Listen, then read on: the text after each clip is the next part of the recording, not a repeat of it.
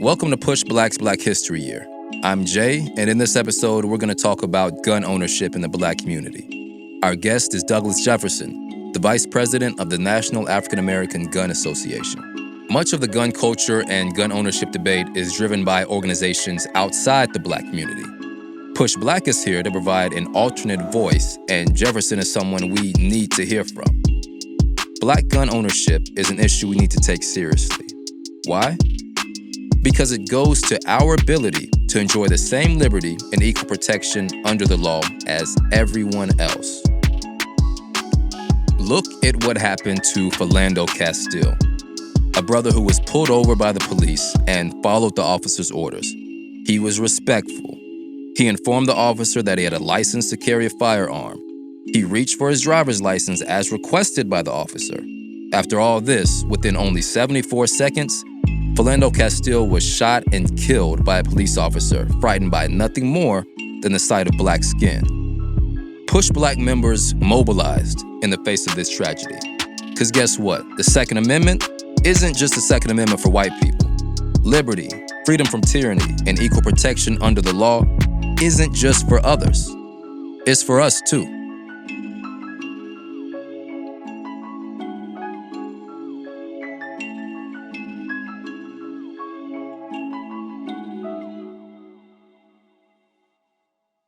Douglas, thanks for being here, man. Well, thank you. Appreciate it. Glad to be invited. Glad to have this conversation with you guys today. For sure. So this is a question we ask everyone depending on what they speak about. So I'd like to hear your perspective on this in the context of Black gun ownership. What does Black liberation look like to your organization? So Black liberation to us looks like the Black community being able to assert themselves as fully fledged citizens of these United States with all the rights and privileges due to that citizenship and all debts owed to that community paid in full. We have a lot of rights on paper that are great, that our ancestors have fought for, bled for, died for. But unfortunately today, we still don't have all those rights respected. And so it's great to, the first step being said is having it on paper, but we need to continue this work so that they're actually respected. So Black liberation looks like that for me. So there are gun rights advocacy groups that already exist, NRA being the most well-known. What makes your organization different? So the name of the organization that I'm here representing is the National African American Gun Association, so NAAGA or NAGA, as some folks will call it.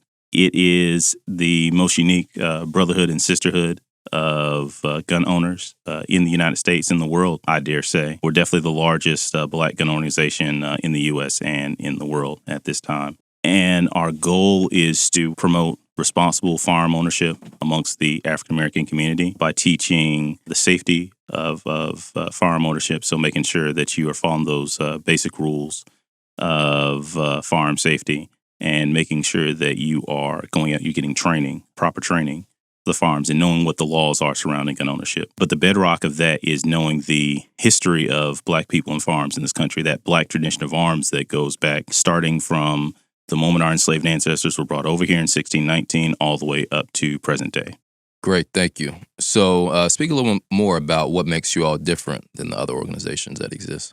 Sure. So we are owned, operated, and target towards the African American community. That's not to say that we don't want good things for other communities, but we think that there needs to be someone from our community speaking specifically for us on the issue of firearms, because it's a very nuanced conversation, being that our community, the African American community, has a very different history in this country than anyone else. We're the only community that was brought here forcefully. We didn't volunteer to come to these United States. And because of that, that has a unique struggle that is attached to our community. And with that struggle come unique views on how we should approach being citizens in this country and utilizing the rights that are granted to us by that citizenship. You yourself, how did you get into gun ownership? So my story starts as a little kid. So my grandfather, who's 90 years old today, he lives in rural Georgia, and even to this day keeps a shotgun by his bed. And I remember I was 8 or 9 years old and, running around the house playing with my cousins and, go by grandpa's room and I see, there's like a gun. And, of course, by that age, you know what a gun is. You've, probably seen on TV. seen it media and whatnot. But I always kept that in the back of my mind. And as I grew up and started, working professionally and then extracurricularly outside of work, some of the folks that are around, they were members of the military. And so you're talking with them and you talk about everything, sports, talk about video games, talk about life, and then talk about guns. But I was always really quiet. And they said, well, don't you own a gun? I said, well, no. It's like, have you ever shot a gun? I said, well, no. They said, well, why not? I didn't really have a good answer for that. I was like, I don't know. I just never really thought about it. So the next point that I had available to me to go to range when I was off on the weekend, I went, rented a gun, shot it, and I really, really started to like it. Being that I'm a bookworm, I like to know anything and everything about what I do, particularly if it's going to be a hobby or something I think I'm going to put a lot of time into. So I started looking for what has been the involvement of Black people in firearms, because you see a lot of stuff on TV and media, but that's not necessarily factual or really telling you the whole story of what's going on. And so as I started reading and researching, I was just blown away with how deep that history was and how connected the rights to own firearms and use them to protect yourself and community were so integral to the African American community in particular, gaining and having rights that they had respected in this country. So that really, really connected with me on a very deep and personal level, and has really fueled my advocacy with this organization and just my advocacy in general for African Americans to be responsible gun owners. What positive impact could increased firearm ownership have in the Black community? So I think one of the positive impacts is that it promotes a level of maturity and a level of responsibility that you don't necessarily get from other walks of life. Definitely when you become a gun owner, there's a certain way that you have to move through the world that you may not necessarily have had to move through the world before. You definitely have to become a more thoughtful person. And that's not to say that African Americans don't possess all those qualities already or aren't capable of having those qualities, but it's just something unique about firearms ownership that really forces one to have that. For instance, in the eyes of the law, as a responsible gun owner, you're seen as the bigger person, the adult in the room. And so when it comes to dealing with conflict, it's expected that you as a gun owner are going to do everything in your power to remove yourself from the conflict and to avoid any type of altercation. Additionally, with that ownership piece and the way we present it through our organization, we connect it with the history of that Black tradition of arms. So we show African American people that they're not doing anything new or different. This is something that's very common, and there's a very deep historical context to that ownership and that usage of the firearms to support positive community ideals such as protection and security. But if we look at historically what has been more true for the African American community than any other community, the Second Amendment has been there to bridge that gap when the government wouldn't be there to protect us because of incompetence, because of moral cowardice, because of outright malice towards African Americans in their community. And so without that Second Amendment, without that gun ownership through that responsible, moral, and ethical lens that is the Black tradition of arms, we wouldn't be able to have a lot of rights, particularly that right to vote that we cherish so much in our community and that we hold up as a responsibility to all of us. So that's interesting because similar to other types of life changes or habit changes, if you are a firearm owner, that'll take you to a level where you're moving through the world differently and you are making different positive changes in your life between how you present yourself and how you take responsibility for yourself and those around you, right? Absolutely. And it also makes you more likely to be civically engaged. If you just look across the country, just at gun owners in general, gun owners tend to be some of the most civically engaged individuals in communities because they see how beneficial that right is to being able to protect themselves and protect their families. So conversely, if we look at the African American community with that involvement of once we get you involved in responsible gun ownership, we use that sort of as a gateway to have conversations about not just gun rights, but all rights, because all the amendments, all the rights, all the legal protections that you have, they're important. You can't get rid of one without affecting others. And so we use the story of the Black tradition of arms, particularly when we look at the 1960s and 70s during the Civil Rights Movement and how gun ownership was integral to that community push to end Jim Crow segregation and to gain enfranchisement through the vote. That's amazing, the framing of how gun ownership pushes people to be more civically engaged. And I think that speaks to a couple values that push Black, tries to promote as far as self-reliance and self-determination. Like, if you have this personal responsibility of being a firearm owner and you are taking responsibility for your environment around you, you're not necessarily having to look towards other folks to respond if something needs to be done, which I think is something that has been taught to us. Like, we need to look outside ourselves for people to help and support us. Would you agree with that? So I'd agree to a point. I definitely think that you have to be able to help yourself before you can ask others to help you, or at least you have to be putting forth good faith effort in helping yourself.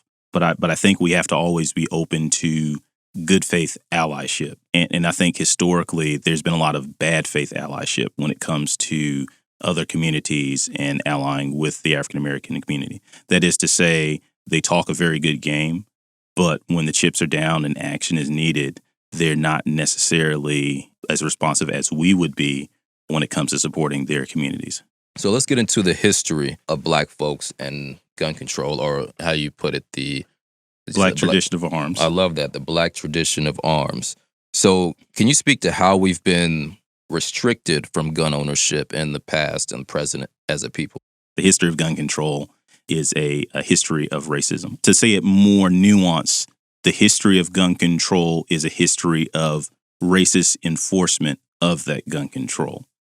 So if you look at some of the first laws that were on the books to restrict firearms ownership, they were specifically targeted towards Black people. In fact, in the laws, it was saying specifically Black people cannot own firearms, or Black people cannot handle firearms unless under the control of a white individual. So we move from that space into more nuanced and coded language. So we say, well, you cannot own certain types of firearms, particularly firearms that cost very little. Well, we know that there can be financial challenges within the African American community. So if you start restricting the sale of firearms that cost a low amount of money, then you're going to disproportionately impact those that don't have a lot of money to spend on protection. And that tends to be the African American community. You see laws that say, well, within urban cities, urban areas where there's issues of crime, well, we're going to restrict the ownership of firearms in those areas. Well, once again, if you look at who lives in urbanized areas, there are a lot of very large African American community that lives there and end up being affected disproportionately. The issue with those such laws like that is when you're restricting firearms, particularly when you're trying to do it to curb some sort of crime. If you're looking at the African American community, if you show me an African American community where there's some type of violent crime issue, a high rate of violent crime, I can show you a community where there's a much longer history of failed public policy to support that community, right? So we'll see a community that has schools that are underfunded, right? They don't have proper textbooks. They don't have proper heating and air. They've got asbestos in the walls. We see a community, I can show you a community that has underfunded infrastructure. So potholes in the streets, street lights that are out, lead in the water, right? Which is a neurotoxin, which damages the mind. I can show you a community that has lack of access to non-predatory capital. So you don't have traditional banking options. You don't have lenders that are going to provide loans to start businesses, to send children to school, to buy homes, right? You only have check cashing spots that charge horrendous interest rates. You have a community that often you don't have a police force that's accountable to that community. So whenever there's a police interaction that goes badly, there seems to be a lack of care of engaging that community and really finding out what happened with that interaction and punishing the officer if they were in the wrong. So you can't tell me that guns are creating and sustaining these issues when every other structure in that community that would create a healthy environment for folks is not in place. Because if we look at the root word of gun violence, is a gun, it's violence. And we know just from the science that violence is cycles, right? It's not that one day someone, is okay and the next day they go out and they're going to harm someone in some sort of violent manner. We know that it is a process and it is created by an ecology that people live within. So these ecologically toxic environments that African American communities are subjected to, that's creating and sustaining these cycles of violence that we see. Whether we're talking about homicide, or we're talking about suicide, which have two very different sets of causes.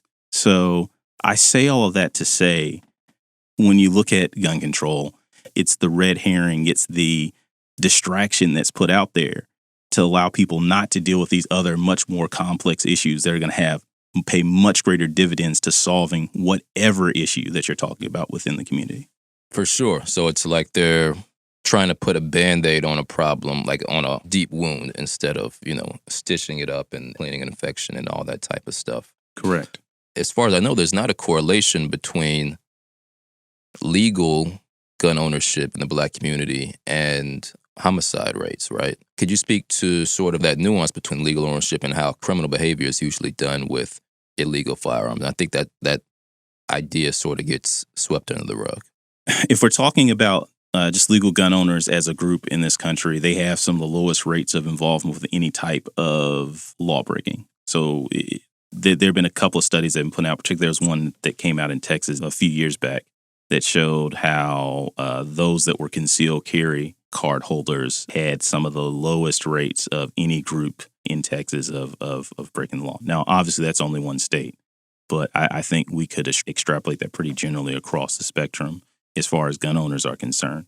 If you sit down and speak to gun owners, the laws are very much at the front of their minds. So gun owners, legal gunners, they don't want to break the law. Their whole premise of gun ownership is because they're worried about other people that are going to break the law and try to bring some sort of illegal, unethical, immoral violence against them and their families. We have challenges that we face as a community that other communities don't have to face. We look at some of the best that our communities produce, such as Martin Luther King, and even though he lived in a different time than we do today, even when he went to try to get a firearm and get a permit so that he could own a firearm and protect his family, he was denied getting that permit, right? So Mr. Martin Luther King, the patron saint of nonviolent activism, was not able to get a firearm to defend his family, where, if anyone, you're going to put up there as the picture-perfect example of a responsible gun owner, and he was told, no, he can't. Now, obviously, that was under a Jim Crow South situation, but we still have these situations today. We had a gentleman a couple of years ago, lived in California. He was an African-American gentleman, older gentleman, been very successful as a doctor, was retired, living with his wife. The town that he lived in, he was being threatened by white racist skinheads, like with all the neo-Nazi tattoos, Confederate, the whole nine, like the idea, the picture in your head that people have when they think of the racist white supremacist individual. Those people were threatening him and his wife. He said, all right, I'm getting a firearm to make sure that I can protect myself if something happens. He was denied his permit. The reason why was they said he didn't have good reason to own a firearm. Wow. So think about that. He's literally going to the police. He's saying that I have literally had on multiple occasions white supremacists threaten me with great bodily harm and death, threaten my wife with great bodily harm and death, and yet that was not a good enough reason for him to be granted a gun permit so they can own a firearm. So he's trying to follow the law, right? And so I know I've kind of gone around the block with that answer, but it's just a very complex, very nuanced conversation we have to continue to have. And we as gun owners have to do our part, one, by, being active in that legal structure of making sure that the laws do represent us and protect us in our communities.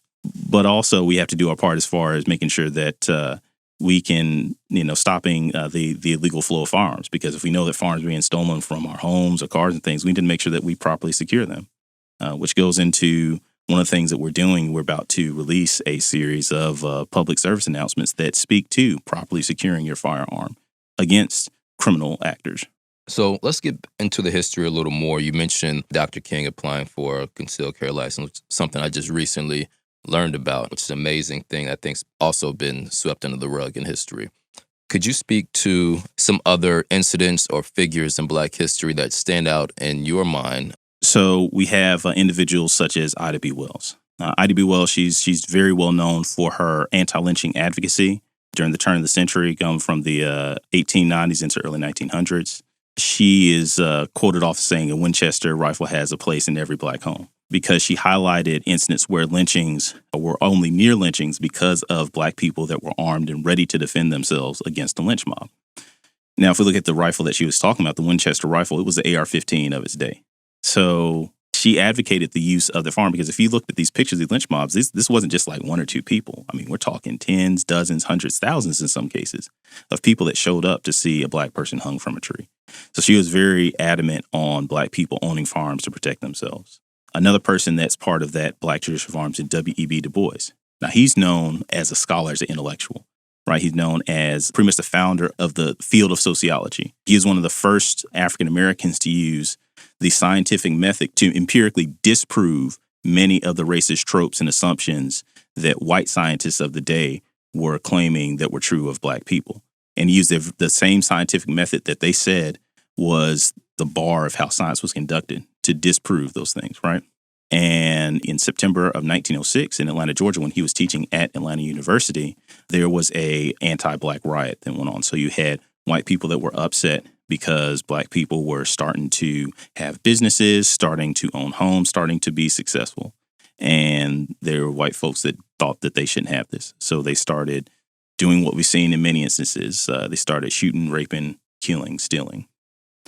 W.E.B. Du Bois, he bought a shotgun and he sat on the front steps of North Hall of the Atlanta University Center, ready to defend himself, his wife, who was living on campus with him at the time, and his students, if those white mobs had come onto the university campus, right? So he was very much a scholar, but he knew the importance of owning firearms for protection to make sure that you could defend yourself and your family. Another person, one of my personal favorites, and who we, within our organization, call him the godfather of Black armed self-defense, Robert F. Williams. He was the NAACP president out of North Carolina in the 1960s. And he's very famous for saying a line that is not very controversial or today, but it was extremely controversial then. And what he said was, he said this after the ending of a rape trial. There was a white man who had raped a Black woman who was in his community. They organized to pressure the local government to arrest that man and take him to trial. And he said, we're going to put our faith, in this justice system and wait, for it to deliver a guilty verdict. It did not deliver a guilty verdict, as was too often the case during that time. And so the community, they were very upset, and they said, like, well, what are we supposed to do if, we can't put our faith in the government that they're going to protect us? And Robert F. Williams said, like, well, if the government is not going to protect us from violent, illegal, immoral terrorism, then we are going to protect ourselves. That is to say, if you come with illegal, immoral violence to our community, to commit it against our community, we will respond with lethal force to defend ourselves. And that was very controversial at the time for a Black man to say that he would defend himself against the violence of a white man. So he actually formed a group called the Black Armed Guard. And they went and protected many members of the community and even protected freedom riders that came through to nonviolently protest the government to bring down Jim Crow segregation and to enfranchise African-American people. He actually was able to get arms for the Black Armed Guard by forming a gun club with the same title. And he actually did that through applying to the NRA. Another individual that we have to talk about, Dr. Ossian Sweet. So he was a doctor out of Detroit, lived with his wife. They were one of the first people to desegregate one of the segregated Detroit neighborhoods, bought a house in the white neighborhood, when they were finally able to get around the redlining laws and buy a home. The white community did not like that. They were very upset that there was this Black man and woman that were living in their midst. So they terrorized him day in and day out. They would call him names. They would call his wife names. They would, threaten him. And this happened, this kind of built up over a period of months. So finally, one day a mob came to his house with the intent on breaking into his house and probably, killing him and his wife. He called the police. The police showed up, but they just stood by and watched. They didn't do anything to stop the mob. And so finally, when there was one guy who was bold enough to come up to his front door and enter, when that man busted into Dr. Sweet's front door, he received a couple of 38 slugs to the chest because Dr. Ossian Sweet was asserting his Second Amendment right to defend himself and his wife, where he had called on the government, the authorities, to defend him, protect him, and they refused to. So he took matters into his own hands as far as his right as a human being and as a citizen of these United States and defended himself. So at that point, that's when the police got involved and broke up the mob. And it wasn't because there was a Black man and woman that were threatened, but because there was a white person that was hurt. So today, do you think those type of threats still exist in some way as far as outside terroristic threats towards our community? We've seen incidences like the shooting at Emmanuel AME Church 5 years ago.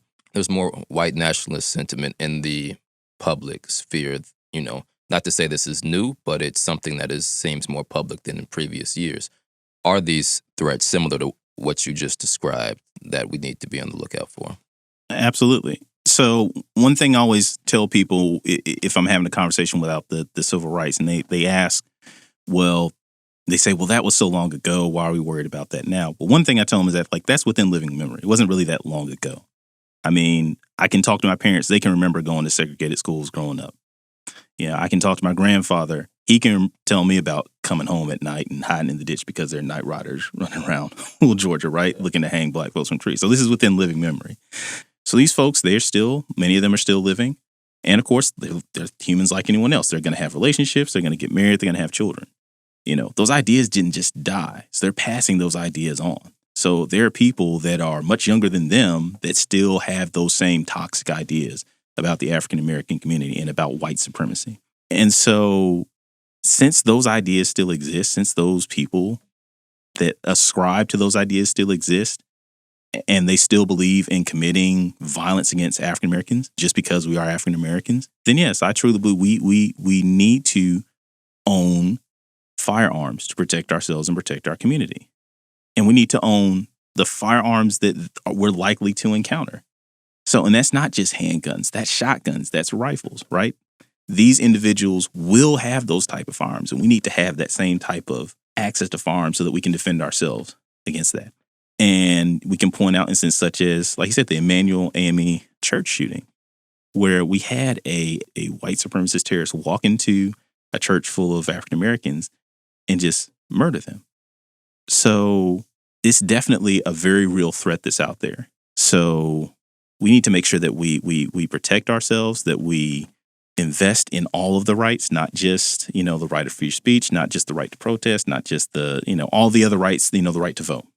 The Second Amendment right is very crucial to that, because going back to that 1960s and 70s era, you couldn't have had those massive nonviolent protests across the South without Black people that were willing to own firearms and use them to protect themselves and their communities. Because once the march is over and the sun goes down and the cameras go away, the night riders come out and they're coming to that Black community because they're going to make an example of someone. And so you needed people that would stand up with armed force to defend those marchers so that the very next day they could get up and go back out in the street and go back and demand that the government and society respect them, enfranchise them, and treat them like every other U.S. citizen ought to be treated in this country. So you mentioned media imagery of Black folks with guns and sort of a criminality aspect. And then you have when white folks are presented, it's more like a good old boy, American type thing. Why do you think these perceptions exist, and, what function do they serve? I think the perceptions exist because of the media that you see out there. It goes back to how historically African Americans have been portrayed as being criminal, being lazy, being shiftless. Those stereotypes have never gone away. They've just changed in how they manifest. And it's always a challenge to overturn those perceptions just because they're so prevalent in the public.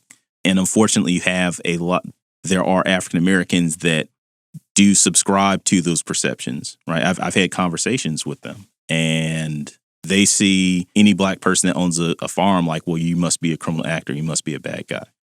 I think also with the perceptions when you talk about how white people are portrayed with farms versus Black people, well, that goes to in white communities, it's a much more open conversation about gun culture than there is in the Black community. What our organization has done to allow people to come out of the proverbial safe, as it were. So they're able to have conversations with family and friends that they weren't able to have previously about firearms and talk about it from a place of knowledge after spending time with the organization and learning that history. We get a number of emails, letters, even, in-person conversations with new members that come to the organization where they tell us how it's been really helpful knowing that history and being able to connect that because, it destigmatizes gun ownership, right? If you can talk about some of your greatest heroes and heroines supporting the Second Amendment right, it makes it much easier to have that conversation with family and friends. That's amazing, because white folks have that, right? All throughout history, they have not been afraid to stand up for their human rights using that type of action. Even in the media with the cowboy shows and all that type of stuff, they're heroes. They're running around shooting up non-white people and being praised for it. So you're saying if we are able to see ourselves in a similar faction, but not necessarily just randomly going out and using violence, but this Black tradition of arms is a legacy, something that we can embrace from a rational and emotional approach and really be part of. And you're saying that helps get people into the door a lot of times. Absolutely. Absolutely. I think that's been the bedrock of our success, is being able to connect people with that history. If you look in the African American community, we hold our elders and our ancestors in very, very high regard. And being able to connect those ideas in a real fashion, not in some twisted or, fashion of having like an agenda that's not in the interest of the African American community, but in a real way connect those heroes and heroines to that honorable, moral, and ethical usage of firearms for protection of the community, it really reaches a lot of people. It really puts firearms ownership in a light that many people have never seen it in, literally in their entire lives. Yeah. Recently, in the past couple of years, we had the incident with Philando Castile. Your organization spoke out on that. Could you give the audience just a brief reminder of what that situation was and why you chose to speak out? Absolutely. So the situation with Philando Castile, he was a young man, upstanding individual living in Minnesota, pulled over by a police officer. It was for a traffic stop. It was not for any type of serious infraction. But he disclosed to the officer, letting him know, hey, I am legally carrying a firearm on me. So the officer told him, hey, well, don't reach for it. And Philando said, no, I'm not reaching for it, because he had been asked previously by the officer to get his license and registration. He continues to try to get the license and registration, but the officer's like, don't reach for it. Don't reach. It's like, I'm not reaching for my gun. And of course, the officer murders him on the spot.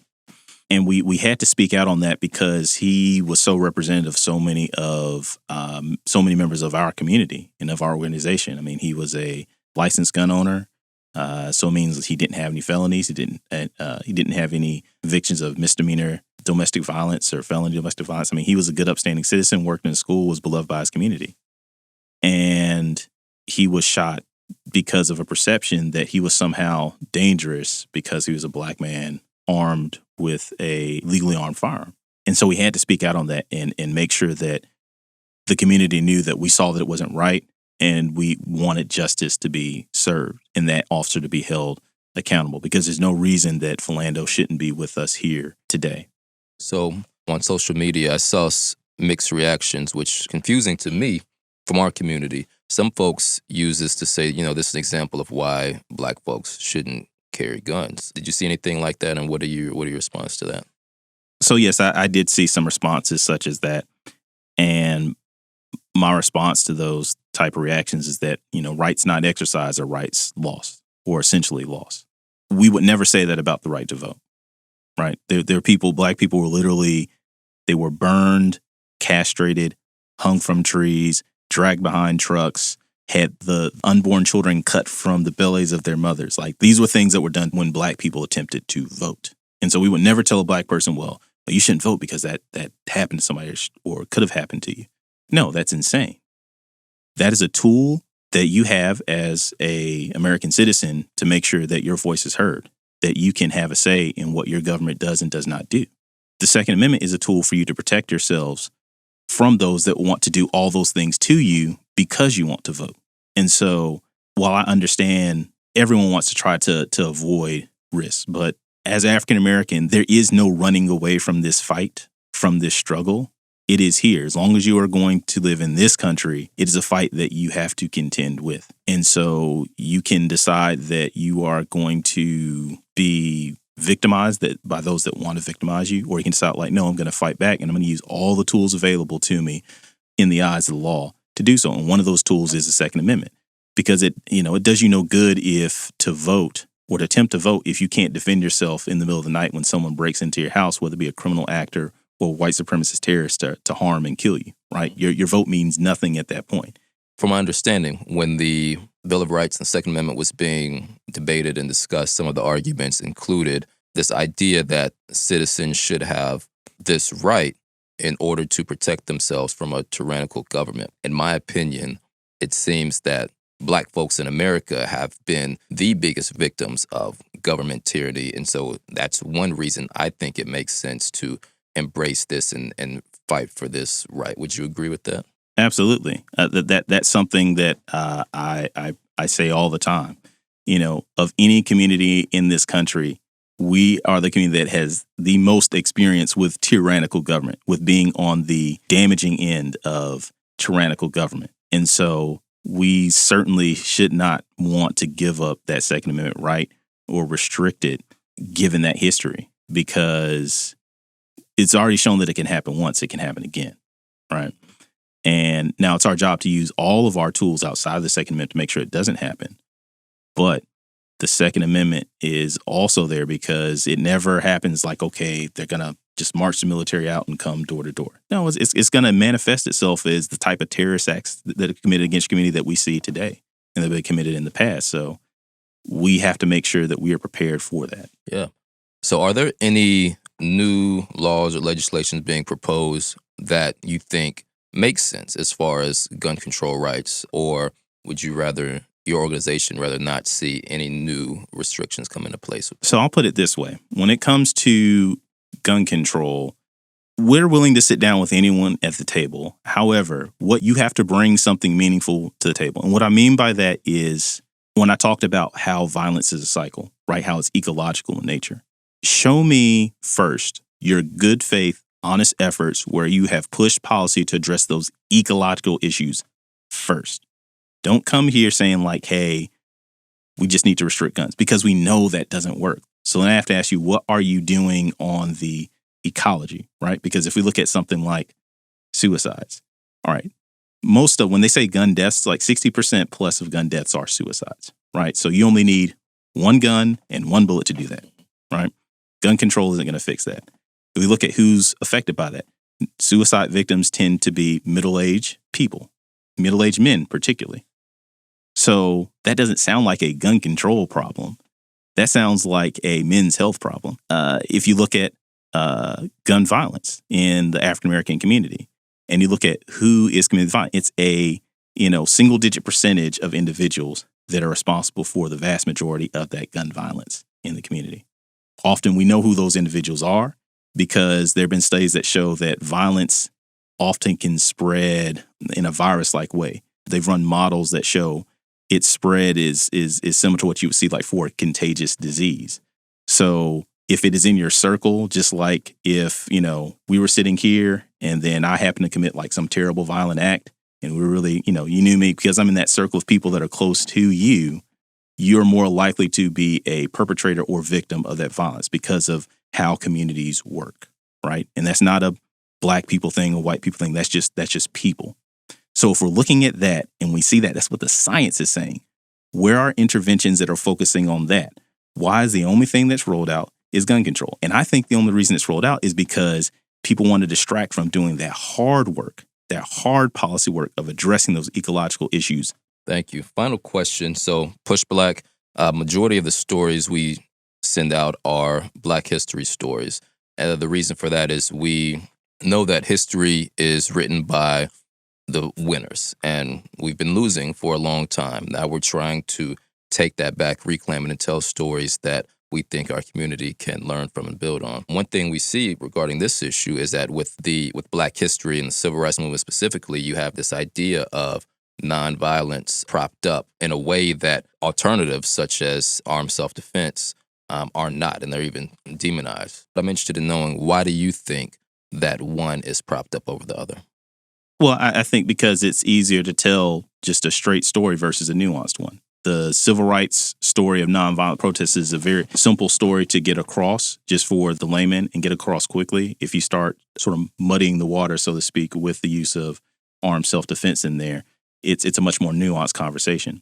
But you couldn't have had one without the other. It was a combination of, the disruption of the nonviolent civil rights movement combined with the fact that overnight, Black people are not going to let you come into their neighborhoods and kill them. You had to have both. Douglas Jefferson, thank you so much, my brother. This has been great.